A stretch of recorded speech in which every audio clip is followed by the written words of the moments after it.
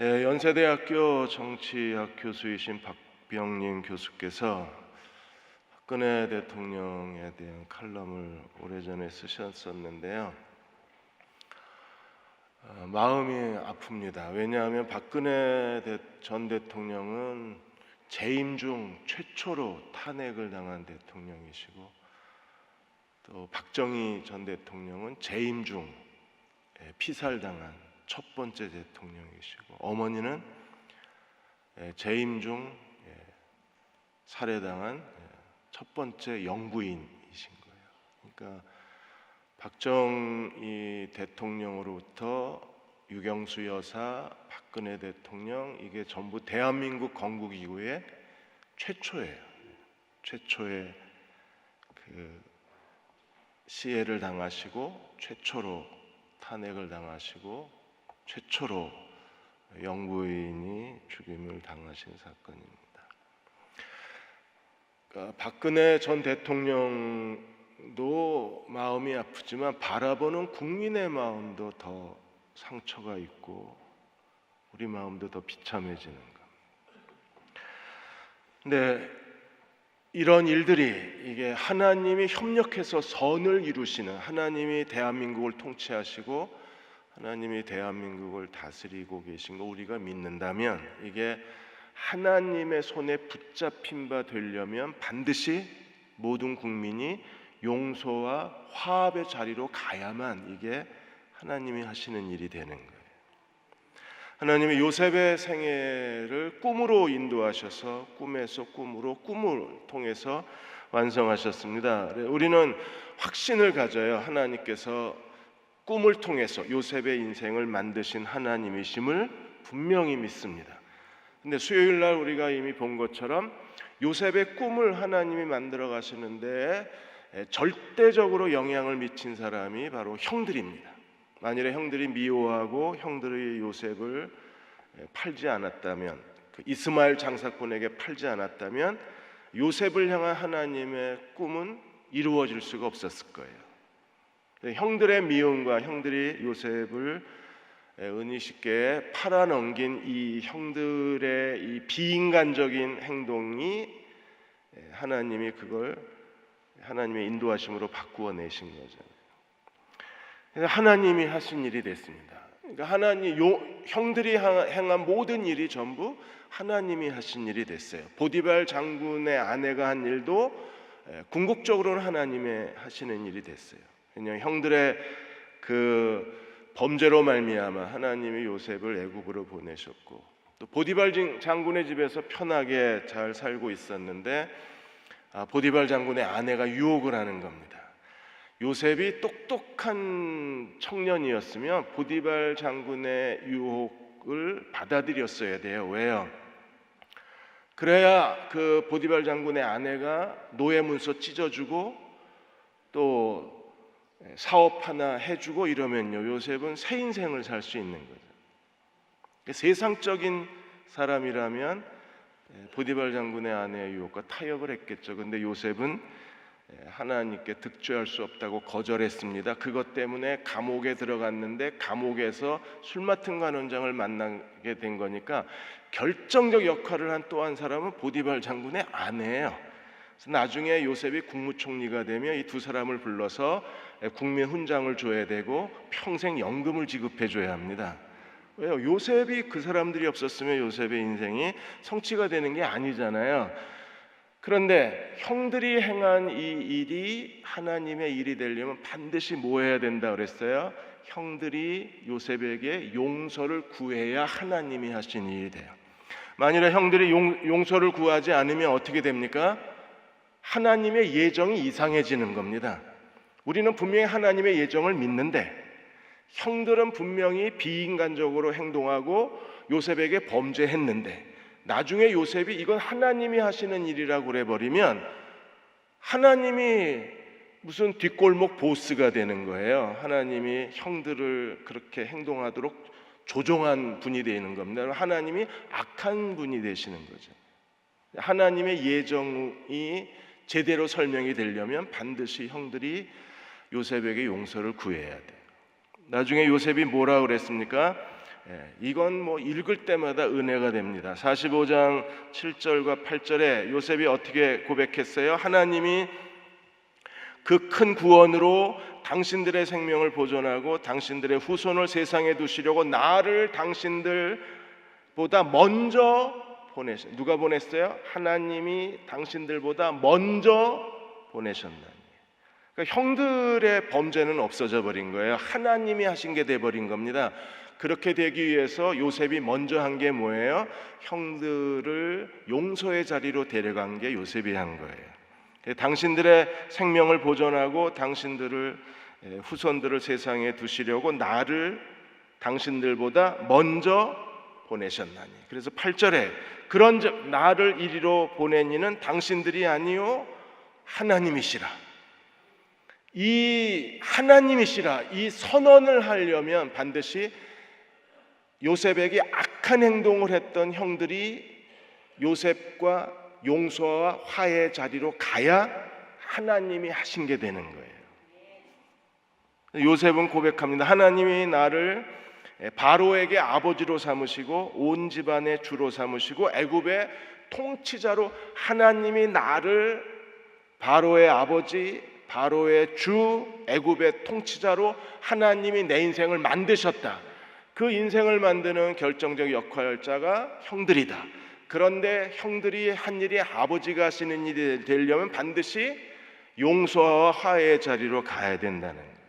우리 이걸 기억하셔야 됩니다. 왜냐하면 오늘 그리스도인들이요 용서에 대해서 되게 서툴러요. 그리고 용서할 줄을 몰라요. 그리고 용서가 얼마나 중요한가를 우리는 의도적으로 망각하고 삽니다. 50장 20절에 요셉이 이렇게 고백하잖아요. 당신들은 나를 해하려 하였으나 하나님은 그것을 선으로 바꾸셔서 오늘날 같이 많은 백성의 생명을 구원하게 하셨다는 겁니다. 하나님이 많은 사람의 생명을 구원하게 하시기 위해서 일어난 일이 뭐예요? 당신들은 나를 해하려 했다. 이건 분명히 형들이 잘못한 거잖아요. 근데 하나님이 어떻게 하셨어요? 선으로 바꾸셨다. 하나님이 선으로 바꾸셨기 때문에 요셉이 아이 괜찮아 뭐 다 하나님이 하신 건데 형 괜찮아 이러고 지나갔으면요 하나님은 형들을 이렇게 부정직하게 행동하고 비인간적으로 행동하게 만든 연출한 사람이 하나님이 돼버리시는 거예요. 그래서 반드시 형들이 요셉 앞에서 용서를 구해야 돼.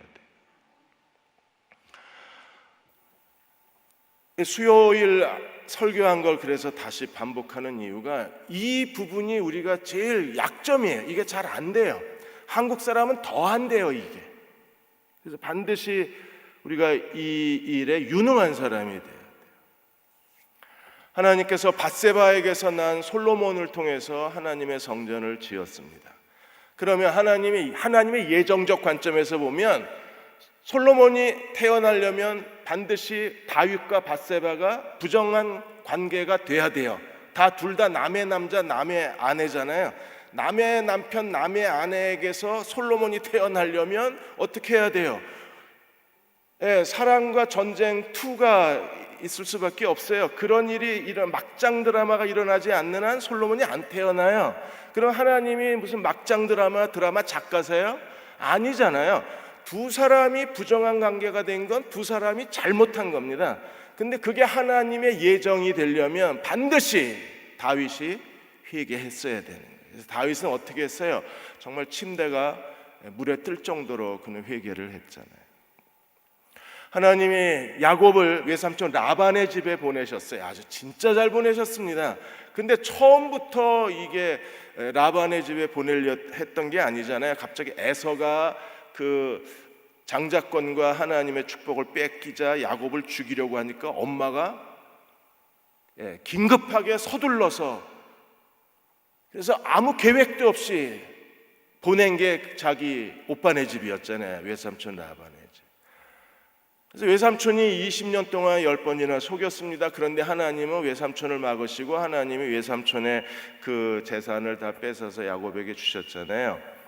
그러니까 야곱이 이스라엘이 되고 야곱이 하나님의 복을 받는데 절대적인 그 역할을 한 사람이 누구예요? 라반입니다. 다 하나님이 하신 거야 이러고 가버렸으면요 하나님은 불의하신 분이 되세요. 그런데 하나님은 반드시 어떻게 하셨어요? 라헬이 드라빔을 훔쳐가지고 도망치는 바람에 외삼촌 라반이 야곱도 추격할 겸 드라빔도 찾을 겸 그가 밤새 달려서 야곱을 찾아왔기 때문에 거기서 화해가 이루어지잖아요. 화해가 이루어졌기 때문에 외삼촌 라반이 야곱에게 한 것이 정말 이기적으로 외삼촌으로서는 할 수 없는 그런 비인간적인 행동인데 그게 하나님이 하신 일로 바뀐 거예요. 왜요? 화목이 이루어졌기 때문에. 그래서 우리는 용서의 전략가가 되어야 합니다. 용서의 전략가가 되려면 제일 먼저 우리는 하나님이 함께하는 사람이 되어야 합니다. 요셉에 대해서 우리가 보디발 장군이나 간수장이나 바로가 이건 우리 자꾸 읽어야 돼요. 보디발 장군이 뭐라 그랬어요? 39장 3절에 그의 주인이 여호와께서 그와 함께 하심을 보고 여호와께서 그의 범사에 형통케 하심을 보고 보았더라 그랬어요. 감옥의 간수장은 뭐라 그랬습니까? 그의 손에 맡긴 건 무엇이든지 살펴보지 아니하였으니 이는 여호와께서 요셉과 함께 하심이라. 여호와께서 그의 범사에 형통케 하셨더라. 여러분도 우리도 이 시대에서 요셉처럼 하나님의 사람이 돼야 돼요. 하나님이 함께하고 하나님이 어디를 가든지 형통케 하시는 사람이 돼야 돼요. 그리고 바로는 요셉에 대해서 더 적극적으로 이렇게 설명을 했습니다. 바로가 그의 신하들에게 이르되 이와 같이 하나님의 신에 감동된 사람을 우리가 어디서 얻을 수 있으리요? 성령 충만한 사람이었습니다. 성령의 사람이었습니다.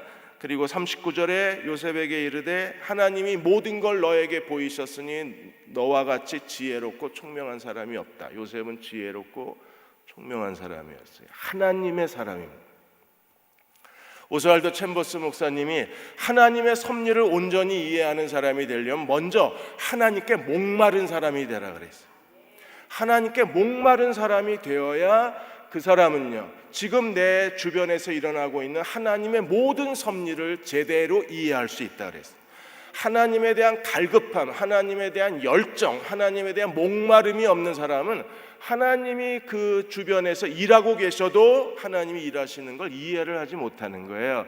그래서 오스왈드 챔버스 목사는 그 33세 이집트에서 군인 목회하다가 갑자기 맹장이 파열돼서 아까운 사람이 죽었잖아요. 그가 죽기 전까지 그의 온 마음을 지배하고 오스왈드 챔버스가 정말 사랑한 일이 뭐냐면 최고의 주님께 자기의 인생의 최고의 것을 바치고 싶다는 거예요. 항상 자기의 최고의 것을 최고의 주님께 바치고 싶다. 자신의 전부를 온전히 주님만을 위해서 드리고 주님만을 위해서 살고 주님께 헌신하고 살고 싶은 게 그게 오스왈드 챔버스 목사의 그 목마름이었어요. 그러니까 그런 목마름이 있는 사람들이 하나님의 섭리를 이해하는 거예요. 요셉도 정말 하나님께 대한 목마름이 있었어요. 여호와의 신에 감동된 사람이요, 하나님이 함께하는 사람이요, 범사에 형통케 하신 사람이요, 하나님 모든 걸 보여준 지혜로운 사람이었습니다. 그가 하나님의 사람이라는 결정적 증거가 뭐예요? 용서를 만들어냈다는 거예요. 용서의 전략가라는 겁니다. 그래서 자기 인생에 그 큰 구덩이를 팠던 형들, 그러나 하나님이 그걸 통해서 자기를 앞서 보내셨다는 하나님의 섭리를 알고 이미 요셉은 하나님의 섭리를 다 이해한 거예요. 그런데 하나님의 섭리의 공로자라고 그래서 그냥 등 두드려 주면서 형들 잘했어, 괜찮아, 다 하나님이 좋게 만드셨으니까 잊어버려가 아니라 용서의 자리로 데려가는 거예요. 나중에 형들을 용서의 자리로 데리고 가고 야곱이 죽은 다음에 다시 형들이 두려워해요. 요셉이 복수하지 않을까.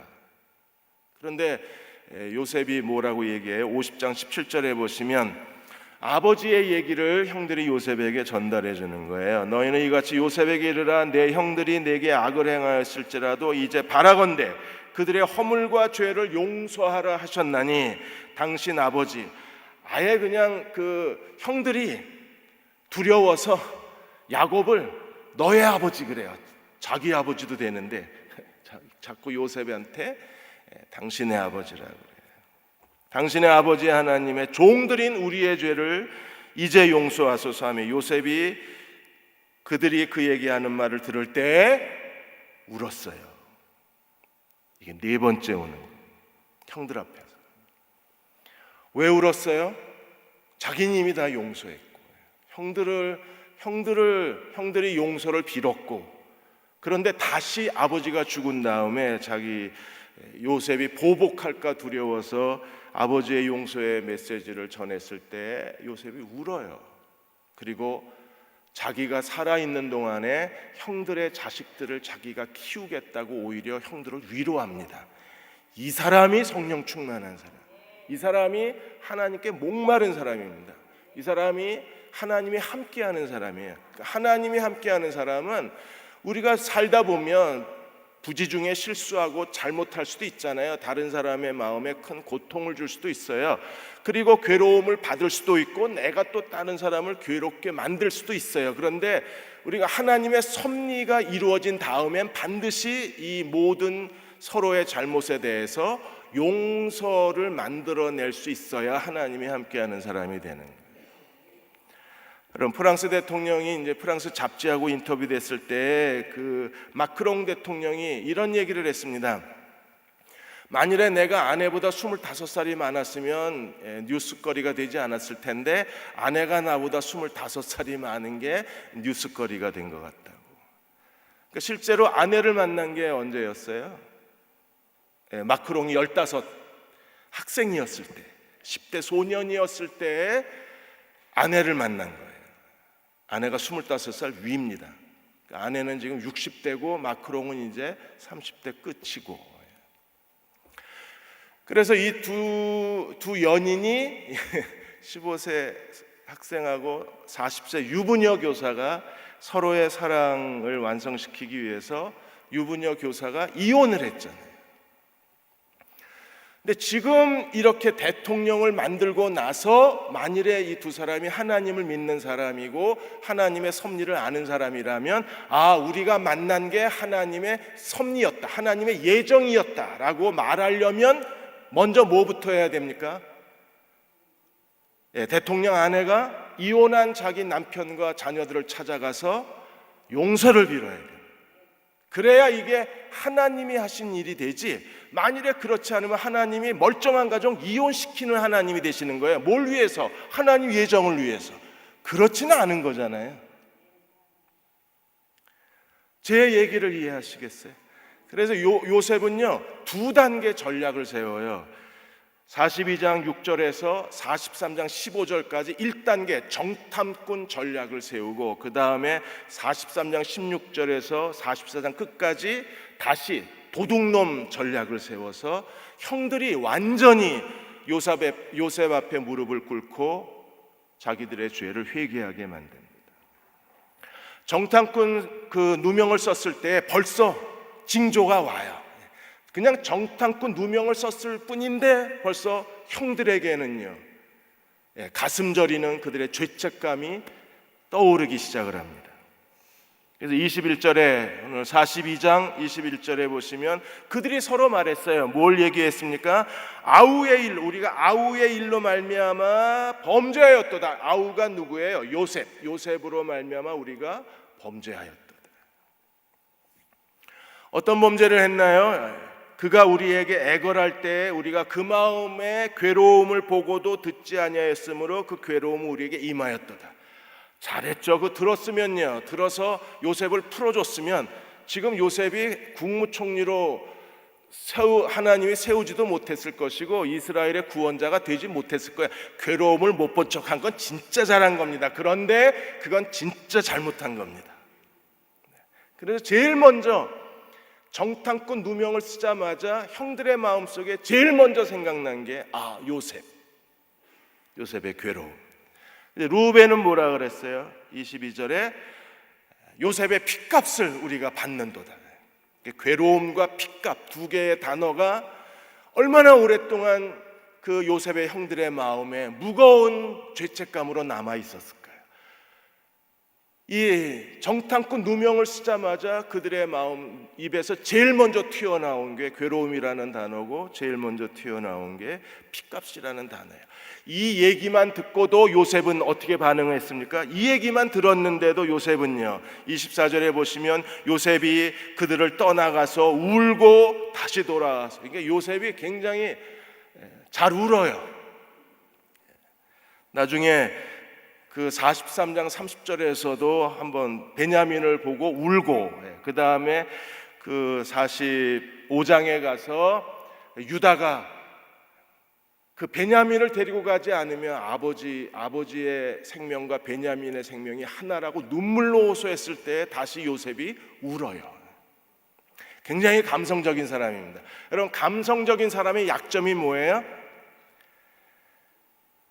자기가 뭘 해야 될 줄 알면서도 그걸 해내질 못합니다. 왜요? 마음이 너무 아픈 거예요. 지금 벌써 형들이 괴로움 핏값하는 동안에 눈물이 뚝뚝 떨어졌는데 요셉이 이쯤에서 형 괜찮아, 그냥 그것 때문에 내가 이렇게 된 거니까 형들을 위로하고 괜찮다 그러고 형들 그냥 여기서 잘 먹고 잘 사자 이랬으면요, 하나님이 정말 불의하신 하나님으로 남아있는 거예요. 그럼 하나님의 예정이, 이게 우리가 이걸 어떻게 도덕적으로 설명할 수도 없고 하나님의 섭리적 관점에서 설명할 수 없게 되는 거예요. 그런데 그걸 참아내요.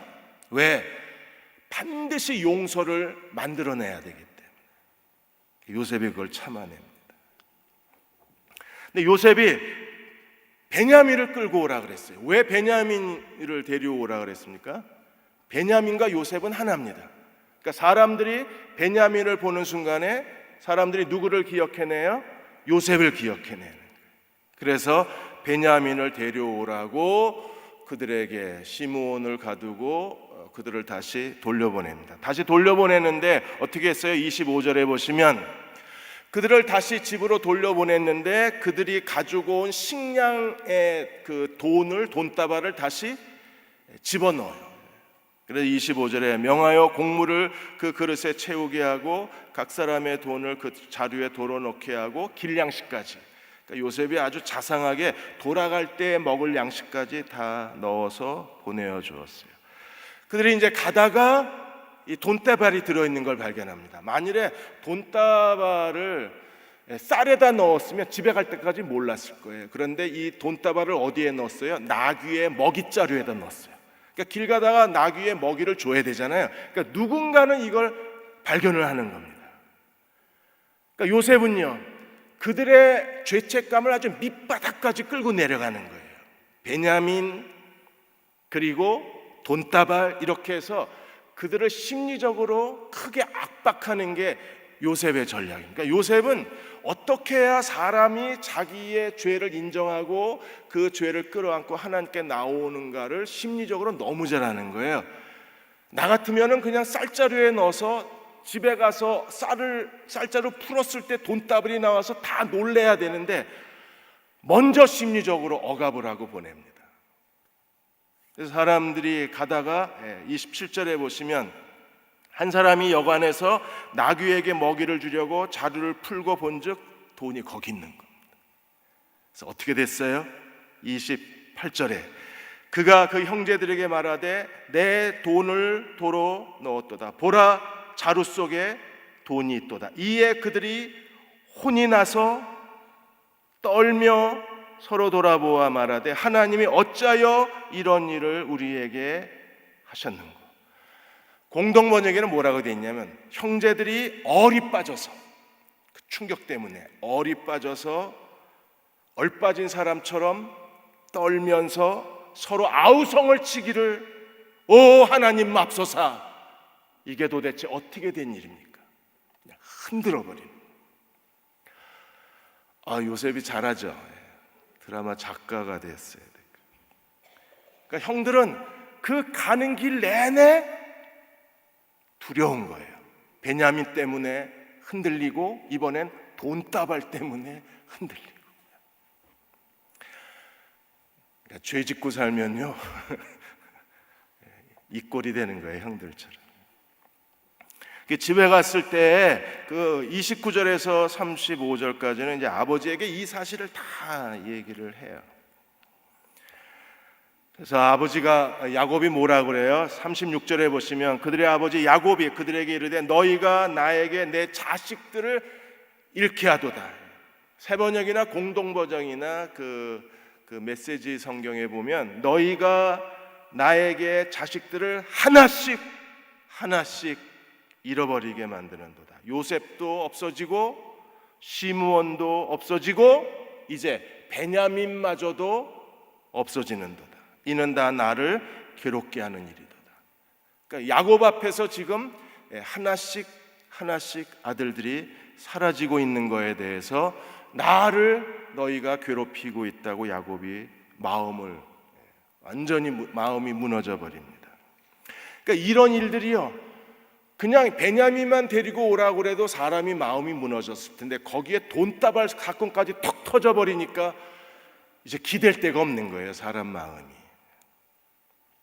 루벤이 이렇게 나와서 얘기합니다. 루벤이 아버지에게 말하기를 내가 베냐민을 데리고 가야 이제 양식을 또 사는 거예요. 그래서 루벤이 37절에 아버지에게 말하이르되 내가 그를 아버지께로 데려오지 아니하거든 내 두 아들을 죽이소서. 그를 내 손에 맡기시면 내가 반드시 베냐민을 다시 데리고 갔다가 데려오겠다고 약속을 합니다.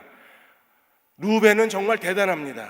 베냐민을 데리고 가지 못하면 자기 두 아들을 죽이라고 아버지에게 그렇게 요구를 해요. 그런데 야곱이 뭐라 그랬어요? 33절에 절대 못 간다 그랬습니다. 그리고 43장으로 가면 이제 곡식이 다 떨어졌어요. 양식을 다시 사러 보내가야 합니다. 그래 양식을 다시 사러 가라 그랬을 때 이제는 루벤이 아니라 유다가, 그러니까 요셉에게 일어났던 그 상황이 그대로 재현되는 거예요. 요셉도 루벤과 유다가 요셉의 그 이스마엘 장사꾼을 팔려가는 거에 주동적 역할을 한 게 루벤과 유다잖아요. 베냐민도 지금 루벤이 먼저 제안을 하고 이제는 유다가 똑같이 제안을 해요. 그러니까 37장이 그대로 다시 재현이 되는 거예요. 그래서 유다가 이번에는 3절에 이렇게 말합니다. 유다가 아버지에게 말하이르되 그 사람이 우리에게 엄히 경고하여 이르되 베냐민과 함께 오지 않으면 너희가 내 얼굴을 보지 못하리라. 같이 가야 됩니다. 같이 가지 않으면, 그래서 4절에 함께 보내시면 우리가 양식을 사러 가고 5절에 아버지가 만일에 보내지 아니하시면 우리가 갈 수 없다, 이렇게 얘기를 합니다. 야곱이 이 형들이 서운한 거예요. 그래서 6절에 왜 베냐민이 있다고 막내 얘기는 왜 해가지고 나를 이렇게 괴롭히냐고 그러자 7절에 유다가 뭐라 그랬어요? 자기들이 얘기한 게 아니라 그 땅의 주인 요셉이 아버지는 살아계시냐 꼬치꼬치 캐묻는 바람에 할 수 없이 아버지에게 12아들이 있는데 하나는 없어졌고 하나는 집에 있다고 얘기를 했다는 거예요. 그리고 유다가 8절에 이렇게 아버지에게 제안을 합니다. 함께 보내주십시오. 그래야 우리가 다 살고 죽지 않습니다. 만일에 베냐민을 데리고 가지 않으면 다 죽는 거예요. 아버지도 죽고 그 다음에 형들도 죽고 베냐민도 죽고 자기들의 아이들도 다 죽는 겁니다.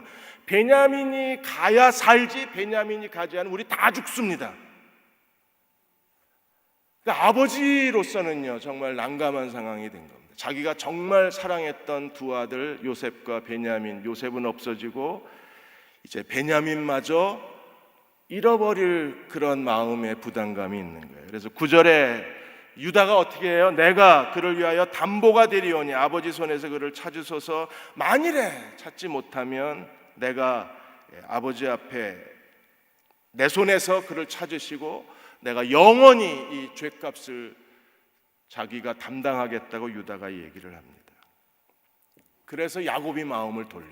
그래서 야곱이 11절에서 14절까지 이렇게 제안을 하는 겁니다. 11절에 그럼 예물을 좀 싸가지고 가라. 그래서 그 땅의 소산에 아름다운 소산을 예물로 가지고 가라. 그래서 그 예물의 이름이 11절에 보시면 유향, 꿀, 향품, 몰약 이런 것들을 이제 예물로 가지고 가고, 그 다음에 12절에 돈을 2배로 가져가라. 왜? 저번에 돈자루에 그 나귀 먹이 자리에 돈이 들어왔으니까 야곱이 생각할 때는 혹시 이게 뭔가 계산착오가 있을지 모르니까 돈을 2배로 가지고 가라. 그리고 13절에 결정적으로 베냐민도 데리고 가라.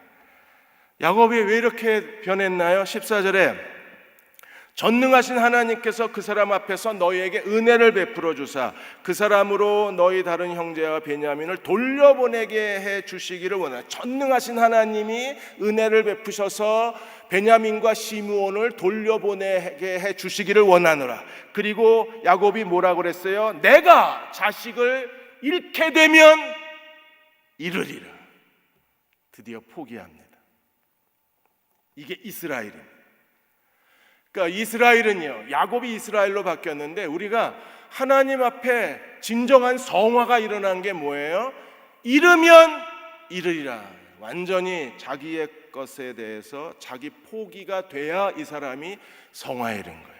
아직도 우리는 내 자존심, 내 이기심, 내 돈, 내가 원하는 거, 나에게 매여 있으면요, 이 사람 아직 조금 더 성화가 되셔야 돼요. 이제 3학년이에요. 4학년 딱 돼서 졸업반이 되면요, 야곱의 고백이 튀어나옵니다. 내가 잃으면 잃으리로다. 이게 돼야 되는 거예요. 예수님께서 제자들에게 그 부자가 천국에 들어갈 수 없다는 얘기를 했을 때 베드로가 이렇게 질문했습니다. 마태복음 19장 27절에 29절까지 보시면 베드로가 이르되 보소서 우리가 모든 걸 버리고 주를 따라 싸운즉 그런즉 우리가 무엇을 얻으리이까. 그래서 예수님이 뭐라고 그러셨어요? 세상이 새롭게 되어 인자가 자기 영광의 보좌에 앉을 때 나를 따르는 너희도 12 보좌에 앉아 이스라엘을 심판하는 권세, 이게 왕의 권세잖아요. 심판하는 권세를 너희가 얻게 되고, 또 29절에 내 이름을 위하여 집이나 형제나 자매나 부모나 자식이나 전토를 벌인 자. 여러분, 이거 버릴 수 있어요? 부모를 버릴 수 있습니까? 그리스도를 위해서? 이건 버릴 수가 없는 걸 지금 주님이 버리라고 그러시는 거예요. 나를 위하여, 내 이름을 위하여 집이나 형제나 자매나 부모나 자식이나 밭이나 논이나 버릴 수 있습니까? 버릴 수 없는 걸 지금 버리라고 우리에게 요구하시는 거잖아요. 그건 어떻게 버릴 수 있어요? 전능하신 하나님이 은혜 베풀어 주실 걸 믿어야만 버릴 수 있어요. 귀찮은데 잘 됐다. 저 인간하고 내가 더 사느니 빨리 하나님께 치워버려야지 이러고 남편을 갖다 버리는 게 아닙니다. 저 내 뱃속에서 낳은 자식이지만 내가 저것 때문에 지긋지긋한 거 생각하면 치가 떨린다 이러고 빨리 하나님 빨리 데려가시라고 이렇게 문 밖에다 내다 놓나요? 매주 화요일이면 천사가 와서 수거해 가나요? 남편은 월요일 날 수거해 가고 애들은 화요일 날 와서 수거해 가고 집문서는 토요일 날 가지고 가시나요? 아닙니다. 여러분, 포기한다는 건 뭐예요? 맡기는 겁니다. 누구에게? 전능하신 하나님이 내게 돌려주시기를 원하노라. 그러므로 내가 잃으면 잃으리로다. 여러분, 하나님의 은혜를 믿기 때문에, 하나님의 사랑과 하나님의 전능하심을 믿기 때문에 우리가 집이나 부모나 자식이나 형제나 전토를 포기할 수 있는 거지, 믿지 않으면 이건 절대 포기 못해. 그래서 이게 성화라는 겁니다. 그렇게 되면 하나님이 어떻게 하신다고요? 여러 배를 받고, 왜? 전능하신 하나님이시니까 여러 배를 받고 또 영생을 얻게 되리라고 약속해 주신 거예요. 요셉은 이렇게 정탐꾼 전략으로 인해서 마침내 베냐민을 자기 앞에 두는데 성공해요. 그래서 15절에 형제들이 예물을 마련하고 갑절의 돈을 자기들 손에 가지고 베냐민을 데리고 애굽에 내려가서 요셉 앞에 서니라. 여러분, 요셉이 얼마나 베냐민이 보고 싶었겠어요. 요셉의 그리움이 베냐민이고, 베냐민은 곧 형들에게 요셉을 생각나게 하는 하나의 증거물인 거예요. 그래서 베냐민을 쳐다볼 때마다 그들은 아마 요셉을 생각했을지도 모릅니다. 그래서 그 상징적인 베냐민을 데려오라 그런 거예요. 자기는 보고 싶고 동시에 형들의 죄책감도 일깨워 줄 수 있고, 그래서 최적의 아이템이 베냐민인 거예요. 요셉은 정말 지혜로운 사람입니다. 오늘 우리도 정말 지혜로워야 돼요. 지금 우리 주변에서 일어나고 있는 대한민국 정치도 그렇고 교회도 그렇고 우리 가정도 그렇고 하나님이 우리의 실수를 가지고 분명히 선을 만들어내신 하나님이신데 그 하나님의 섭리가 더 강하고 확실하고 더 분명하게 드러내려면 우리가 용서를 만들어내는 사람이 돼야 돼요. 지금 요셉이 형들하고 만난 시간이요, 흉년 2년 차입니다. 아직 5년이 남았어요. 그러므로 중간에 이게 용서가 완전히 회복이 돼야 나머지 5년 동안에 하나님이 더 큰 은혜로 야곱의 가정을 이끌어 가실 수 있는, 그러니까 용서를 만들어내지 않으면 하나님의 예정이 더러워져요. 그게 하나님이 도덕적으로 결함이 있는 분이 됩니다. 반드시 우리가 용서를 만들어내야 되고, 그래서 하나님의 예정이 제대로 작동될 뿐 아니라 하나님께서 2년 차에 먹을 것만 주시는 게 아니라 하나님이 애굽 땅에서 해야 될 더 큰 일이 있잖아요. 야곱의 가족들이 400년을 지나면서 출애굽에 하나님의 구속사를 만들어내는 더 큰 사명이 있어야 되잖아요.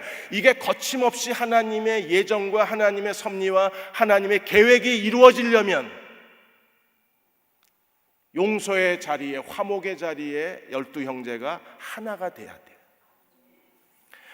그래서 에베소 4장 30절에도 하나님의 성령을 근심하게 하지 말라. 그 안에서 너희가 구속의 날까지 인치심을 받았느니라. 성령을 근심하게 하면 안 됩니다. 성령이 근심하게 되면 구속의 날까지 인치심을 받은 게 성령인데, 그러면 성령이 일하지 아니하시게 되는 거예요. 근심하게 되면 성령의 일이 갑자기 작아지고 성령이 하시는 일이 규모가 적어지고 성령이 하시는 일이 잘 드러나지 않아요.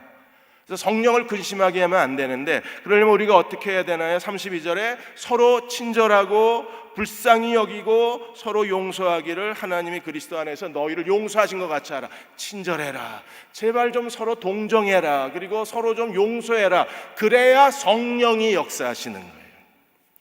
만일에 우리가 용서하지 않으면 어떻게 되나요? 마태복음 18장 35절에 너희가 각각 마음으로 형제를 용서하지 않으면 형제의 그 용서의 자리를 우리가 만들어내고 용서의 자리에서 서로가 하나가 되지 않으면 하늘 아버지도 너희에게 이같이 하시리로다.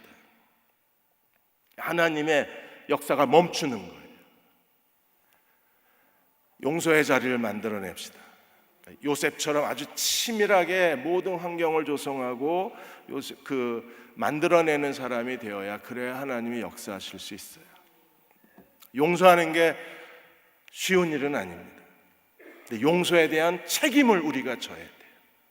우리는 그 일로 인하여 하나님이 우리를 은혜의 자리로 데려간 것에 대한 책임을 져야 되고, 형들은요, 동생에 대해서 너무 험악한 행동을 하고 씻을 수 없는 상처를 준 거에 대한 책임을 형들이 져야 돼요.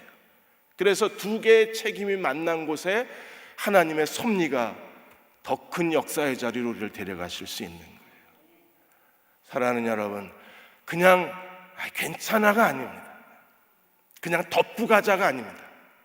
반드시 우리가 서로 용서하고 용서를 베푸는 자리로 가야만 됩니다. 그래야 하나님이 우리에게 더 큰 일을 역사하실 수 있어요. 그래서 오늘 저녁에는 지금 한국 정치도 이게 복수냐, 이게 정말 과거 청산이냐, 그거에 대해서 사람들이 제대로 판단을 못하고 있는 거예요.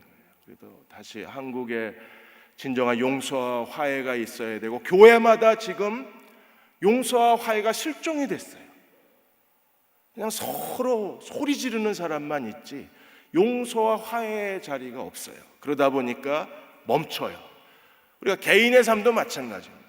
여러분들이 아무리 하나님 앞에 기도하고 믿음으로 해도 우리가 용서의 자리로 나아가지 않으면 하나님이 우리에게 주시고자 준비하셨던 가장 좋은 것들을 우리가 얻을 수가 없잖아요.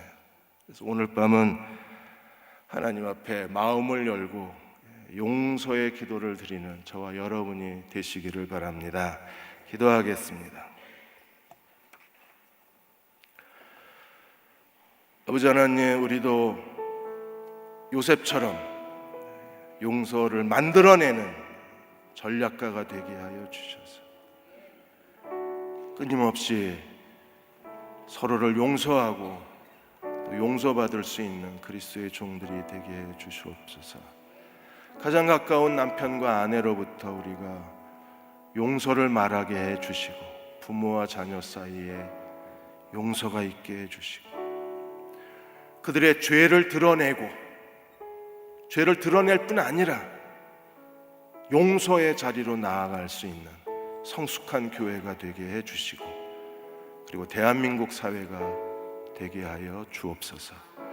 이 밤에 우리의 기도를 들으시고 용서의 큰 은혜를 베풀어 주시고, 용서가 역사하는 하나님 나라를 체험하는 저희 모두가 되게 도와 주옵소서.